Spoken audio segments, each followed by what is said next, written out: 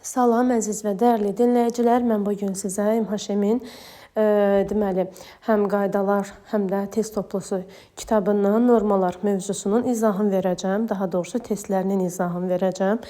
Deyir, verilən fikirlərdən doğru və yanlış olma baxımından uyğunluğu müəyyən edin. Normalara riayət etmək hamı üçün önəmli deyil. Bu yanlış fikirdir. Çünki normalara riayət etmək hər kəsin borcudur və önəmlidir. Biz deməli cavablardan Y ilə D-ni çıxırıq.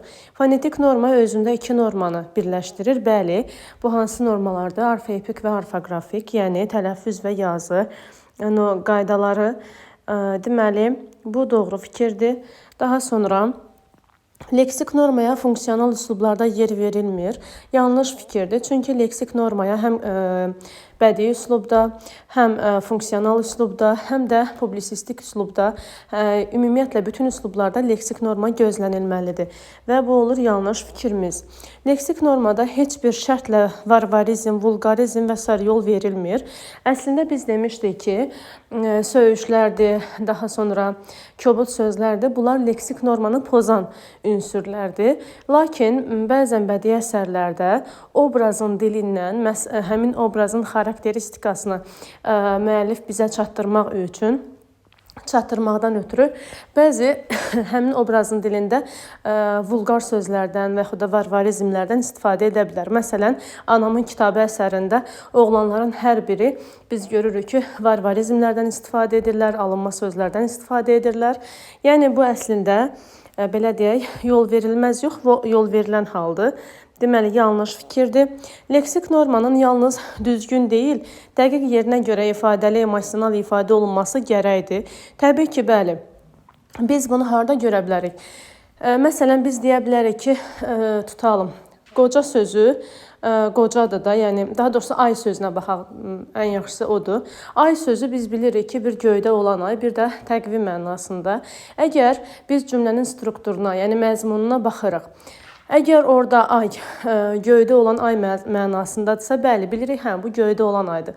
Lakin başqa bir cümlədə həmin o ay sözü təqvim mənasında, məsələn, ayın 5-də mənim qardaşım əskərlikdən gələcək.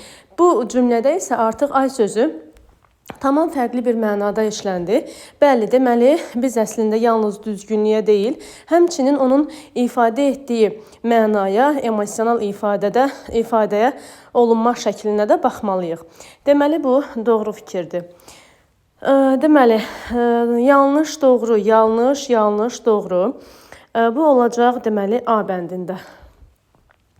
Fonetik normanın pozulmasına aid olan fikirləridir, müəyyən edin.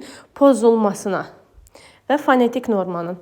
Xüsusi isimlərin böyük hərflə yazılmaması, bəli. Məsələn, Bakı sözü əgər kiçik ilə yazılıbsa, deməli, burada fonetik norma pozulubdur. Və yaxud da Nizami Gəncəvidə N hərfi kiçik ilə yazılıbsa, deməli, fonetik norma pozulmuş hesab olunur. Deməli, bu, bəli, aiddir. Roma rəqəmlərindən sonra sıra sayı düzəldən şəkilçinin qoyulması. Biz bilirik ki, Roma rəqəmlərindən sonra sıra sayında olan ıncıcı şəkilçiləri qoyulmamalıdır. Əgər qoyulubsa, bəli, bu fonetik normanı pozmuş hesab edirik artıq burada. Daha sonra sözü sətirdən sətrə keçirəndə, sətirdən sətrə keçirilmənin tələbinə uyğun keçirilməsi. Əgər tələbinə uyğun keçirilibsə, burada fonetik norma niyə pozulsun ki? Qarma-qarışıq sözünün cümlədə verilən şəkildə işlənməsi. Qarma-qarışıq sözü defislə yazılmalıdır, mürəkkəb sözdür. O baxımdan əgər bu formada yazılsa, bəli, fonetik norma pozulmuş hesab olunur. Daha sonra rəqəmlə ifadə olunan sıra sayılarının şəkilçisinin öz tələbinə uyğun yazılması.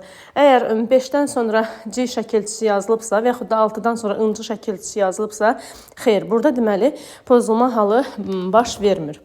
Cavabımız olur 1, 2, 4, yəni D bəndi. Qrammatik norma pozulmuş cümlələri seçin deyir. Xeyli vaxt keçməsinə baxmayaraq, o nə gəlmirdi, nə də biz getmirdik. Ümumiyyətlə, burada nə və nə də bağlayıcıları zaten inkarlıq məzmunu bildirdiyi üçün onlardan sonra gələn feillər mütləq ki təsdiqdə olmalıdır. nə də bağlayıcısı onsuz da inkarlıq məzmunu bildirir. Burada artıq burada mame inkar bağlayıcısının işlənməyi yersizdir. Deməli burada nə deyir bizdə? Qrammatik norma pozulmuş cümlələri seçin. Elə biri burada birincidir. Daha sonra bu hadisədən öncə onlar hər həftə bizə gələrlərdi. Baxın burada lərdi. Biz bilirik ki, idi, imiş, isə hissəciyi zamandan sonra gəlir. Burada isə cəm şəkilçisindən sonra gəlib. Əslində burada bizim zaman şəkilçimiz ərdir, yəni gələcək zaman məzmunu bildirir. Lər isə cəm şəkilçisidir. Deməli burada əslində birinci bu gəlməlidir, sonra bu gəlməlidir. Deməli birinci bu gəlməlidir, sonra bu gəlməlidir. Gələrlərdi yox, gələrdilər. Aha.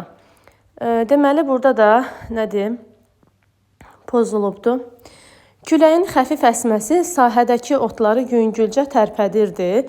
Küləyin xəfif əsməsi sahədəki otları yüngülcə tərpədirdi. Burada normanın pozulmasına rast gəlmirik. Meşədəki yaşıl-yaşıl ağaca baxmaqdan doymurdu. Biz deyirik ki, əgər sifətlərimiz təkrar şəkildə işlənərsə, yaşıl-yaşıl, məsələn, qara-qara, bundan sonra gələn isim mütləq ki, cəmdə olmalıdır. Deməli, burada isə təkdə olduğu üçün bizim qrammatik normamız pozulmuş hesab olunur. Adil kəndlimizə gedən bu yolları yenicə görürdü. Adil kəndimizə gedəndir bu yolları yenicə görürdü. Burada isə adil üçüncü şəxsin təkində görürdü. Bu da deməli təkdədir. Deməli, burada qrammatik normada pozulmuş hesab olunmur. Cavabımız olacaq nə? 1, 2, 4, yəni B bəndi. Sənin hünərinlə neçə qəhrəman, əskər paltarını geymiş yenidən. Qılınc qurşamışdır neçə pəhləvan, baxıb öz oğluna sevinmiş vətən. Nümunəsində hansı normalardır pozulmuşdur? Sənin hünərinlə neçə qəhrəman, əskər paltarını geymiş yenidən. Baxın, burada geymiş yenidən var. İnversiyadan istifadə olunub. İnversiyadan bilirik ki, qrammatik normanın pozulması hesab olunur və şeirdə düzdür, biz inversiyalara çox rast gəlirik. Amma buna baxmayaraq yenə də qrammatik normanın pozulması hesab edirik. Şeirlərdə belə olsa. Deməli, bir qrammatik normamız pozulub. Qılınc qurşamışdır neçə... Əslində burada qılınca qurşanmışdır neçə pəhləvan, baxıb öz oğluna sevinmiş vətən. Burada oğul sözündə əslində u olmamalıdır. Nəyə görə? Oğlu. Biz bilirdik ki, oğuldu, qoyundu, daha sonra nə sözləri var idi? Boyundu, burundu. Bu kimi sözlərdə bir növ əza, insan əzalarını bildirən və bir də qohumluq məzmunu bildirən sözlərdə, qayın sözü məsələn. Bu kimi sözlərdə əgər mənsubiyyət gələrsə, ikinci sait düşür. Əgər hal şəkilçisi gələrsə, ikinci sait olduğu kimi qalır. Burada biz həm mənsubiyyəti görürük, oğlu, bu mənsubiyyətdir. Burada isə ondan sonra isə hal şəkilçisi gəlib. Biz heç hala baxmırıq, çünki haldan əvvəl mənsubiyyəti gördük. Deməli, burada oğul sözündəki u düşməli idi, amma düşməyibdir. Deməli, nə baş verib burada? Burada, deməli, fonetik normada pozulmuş hesab olunubdur. Bizdən nə istəyirdi? Deməli, hansı normalar pozulmuşdu? Fonetik və qrammatik norma, yəni C bəndi. Daha sonra, bircə saniyə.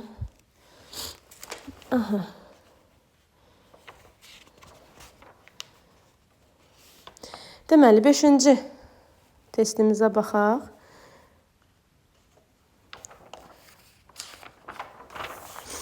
Beşinci testimizə baxaq. Yaxşılıq bir dəndir, torpağa atsan, min ruzi yetirər ömrün qışına. Burada deyir, hansı normalar pozulmuşdur? Yaxşılıq bir dəndir, torpağa atsan, min ruzi yetirər. Bax, görürük, burada inversiya var. Deməli, qrammatik norma pozulubdur. Bir də burada ömrün qışı var. Ömrün qışı. Burada biz bilirik ki, yəli hal şəkilçisi işlənibdir. Bax, burada in, yəli hal şəkilçisidir. Biz demişdik ki, ömürdür, cisimdir, qismdir, fəsildir. Bu kimi sözlərdə əgər özündən sonra həm hal, həm də mənsubiyyət şəkilçisi gələrsə, ikinci saitdə düşmə halı olmalıdır. Lakin burada da düşməyib. Deməli, burada həmçinin fonetik normada pozulmuş hesab olunur. Həm qrammatik, həm də fonetik. Olacaq cavabımız C bəndi. Hansı cümlədə iki müxtəlif norma pozulubdur? Ailə həyatının yaxşılığı doğru irəlilədiyini bilirdi. Ailə həyatının yaxşılığa doğru irəlilədiyini bilirdi. İki müxtəlif norma deyir pozulubdur. Aha.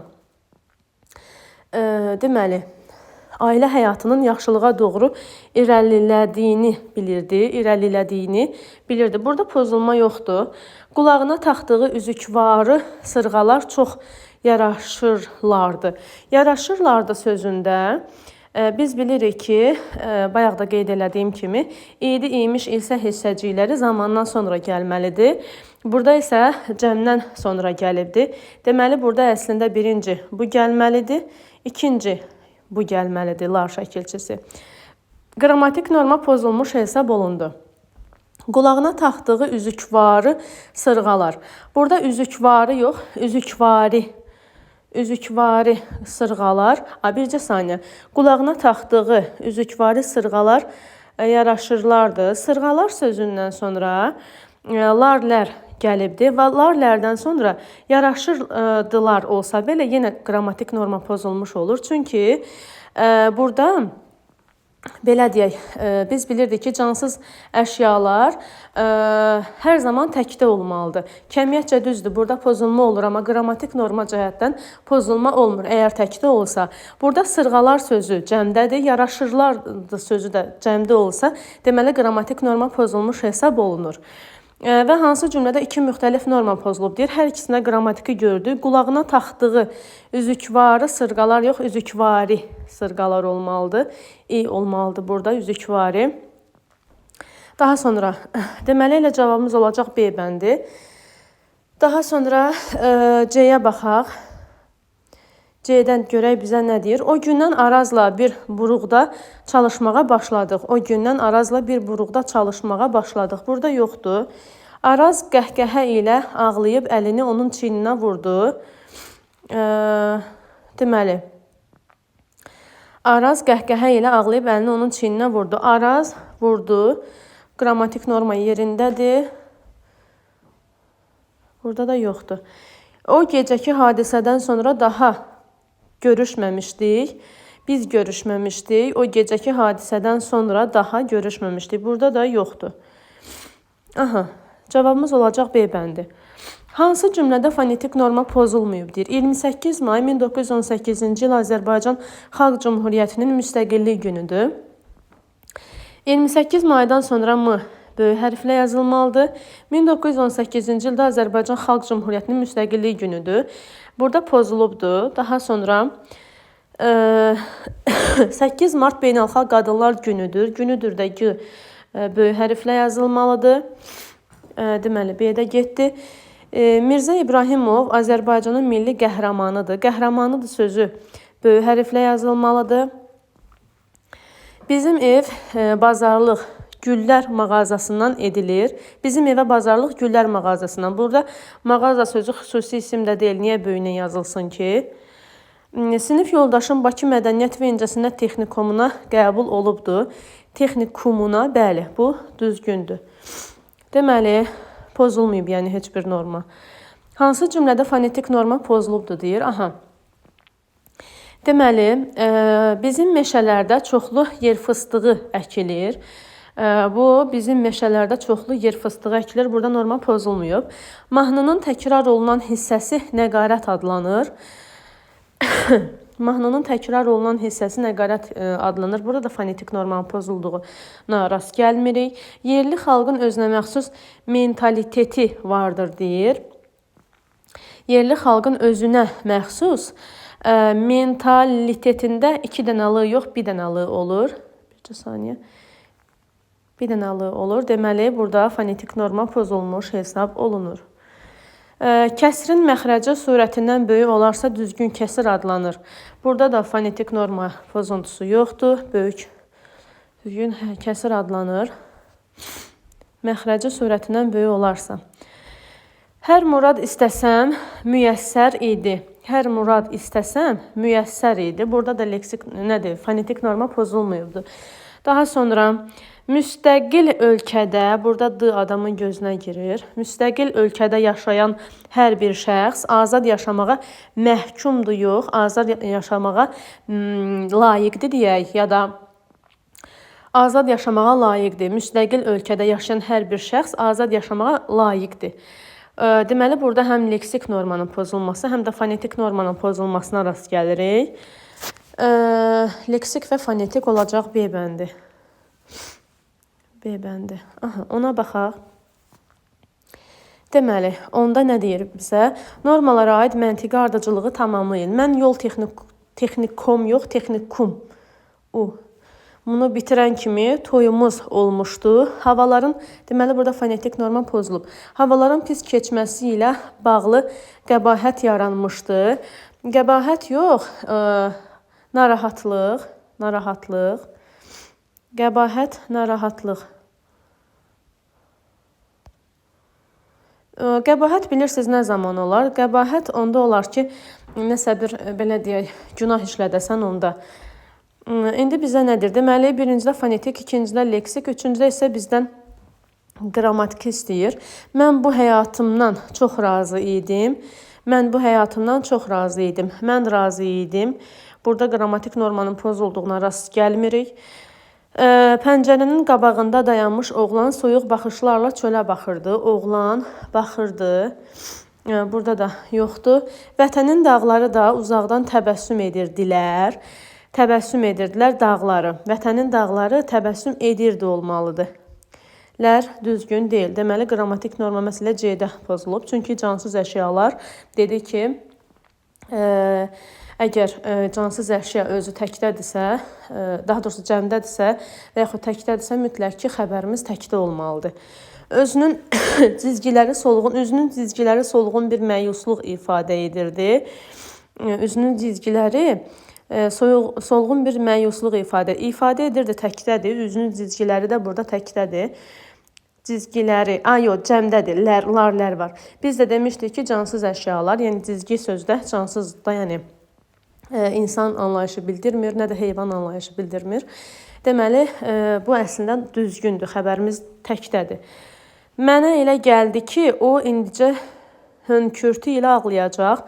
O ağlayacaq. Mənə elə gəldi ki, o indicə hönkürtü ilə ağlayacaq. Burada da başqa heç nə yoxdur. Yəni, bu da yerindədir. O ağlayacaq. Üçüncü şəxsin təki və xəbərimiz də üçüncü şəxsin təkindədir. Belə, hələ ki bu qədər. Digər izahları da inşallah ki, əgər istəyiniz olarsa növbəti videolarda çəkərik.